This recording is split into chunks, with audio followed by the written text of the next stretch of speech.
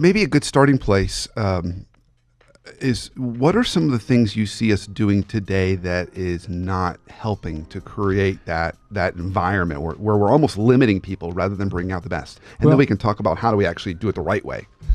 That's a great question. One of the things that I observe, and I've consulted with over 400 companies, interviewed over 10,000 leaders over the course of my career, and I believe our corporate environment, in many cases, certainly not all, there's some exemplary examples of companies that don't do this, but they're filled with what I call words of death.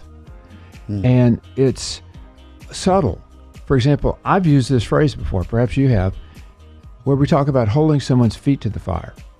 Now, do you know where that came from? Do you know where that phrase came from? No. In the Middle Ages, they would torture heretics to get them to recant, and so they would literally strap them down and put their feet very close to a fire until they were tortured enough.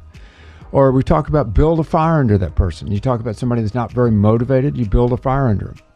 Well, that came from the 1800s in England, where the chimneys were very tall and steep and narrow.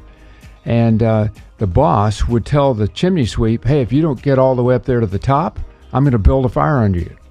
And so we use those phrases. This literally happened to me about 2 years ago. The CEO was going to fire a fairly prominent person in the organization. He said, there's nothing so clarifying as a good public hanging. Wow. That these phrases are subtle. That's quite a picture. Well, it is quite a picture. And I'm saying that our corporate environments are often filled with words of death.